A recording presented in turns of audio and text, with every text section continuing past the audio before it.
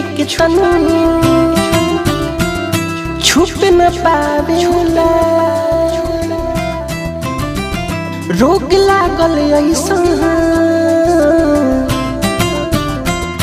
याद तयावेला।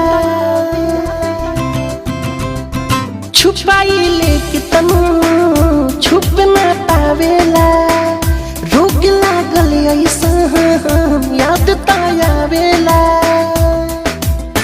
सच कहतानी पहली बार भई कि जब से प्यार भइल मिठुआ तोहार भइल, कि जब से प्यार भइल मिठुआ तोहार भइल।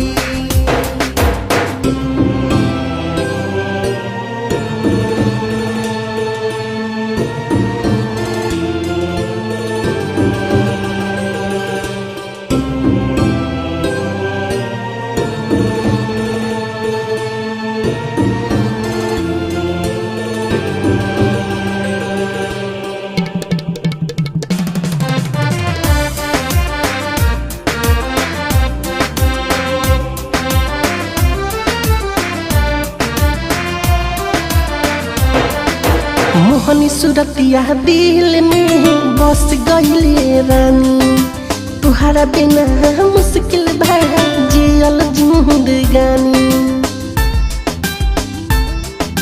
हाँ हाँ हाँ हाँ हाँ हाँ, दिल रहे बेचैन जब से मिली है निगाहे, जाने मारे लागोरी कातिल तुहर याद आए।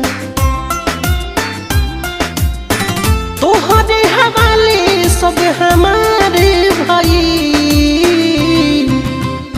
कि जब से प्यार भइल मिठुआ तोहार भइल, कि जब से प्यार भइल मिठुआ तोहार भइल।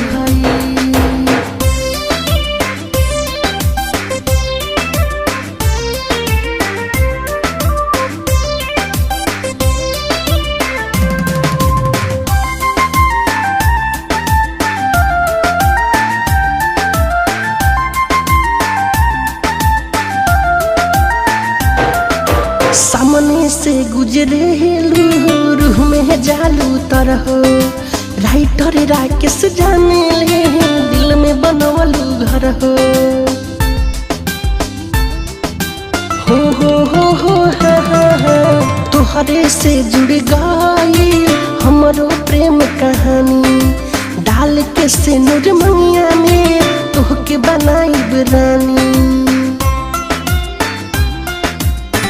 हद से भी ज्यादा इंतजार भइल,